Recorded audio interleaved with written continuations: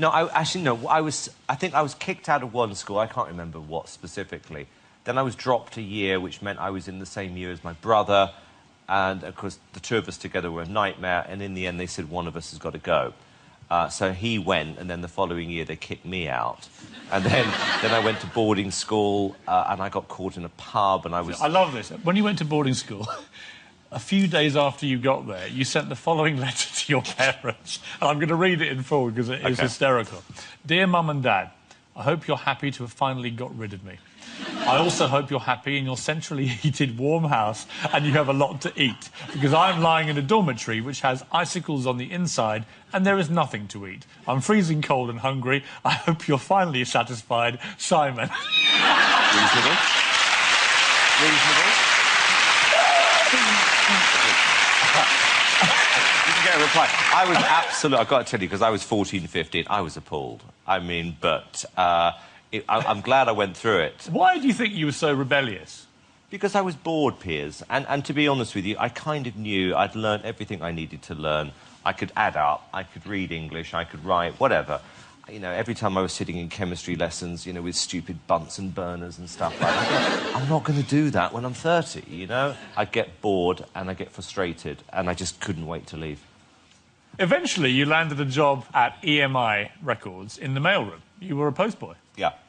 Did you have any sense... I mean, did you feel this was a demeaning job, or were you actually a good little grafter then? I mean... Oh, no, I thoroughly enjoyed it. I mean, no, it doesn't even enter your mind demeaning. You know, you're just happy to get in... You know, you're at the ground, and it was at an age where if you started at the bottom and you were seen to work hard, you would always be, you know, promoted. It was always accepted. You quickly, I mean, you showed your entrepreneurial skills because you very quickly broke away from EMI and you formed your own record label. Too early, if I'm being honest with you. I got out the post and I was given a good job and I was persuaded to do something and I didn't have the experience. So I probably did it a bit early in hindsight, but I was very, very impatient at that point. There's no doubt you're a very effective boss now, but you've had to learn the hard way. And I want to take you back to the early 80s. Simon already had his own record label when he spotted a glamorous woman dancing in a club. She was exactly what he was looking for. First time I saw Simon, I'm quite shy, because there was this very hunky guy in a very tight vest with long, sort of flicked David Cassidy hair, dark. And I thought, he's really cute.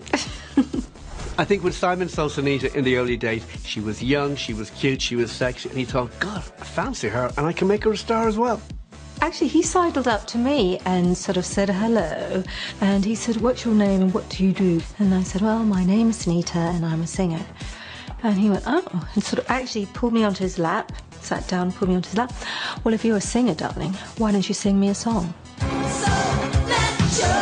Simon liked what he heard and had to release her first single, So Macho, 3 times before it became the biggest selling single of the year. And no expense was spared on the video. And I remember Simon calling me, quick, turn on the radio. And there they were like, and zooming into the charts this week, it's Sunita with So Macho. And we literally screamed for the whole track. Eager for another Sunita hit, Simon approached legendary producer Pete Waterman.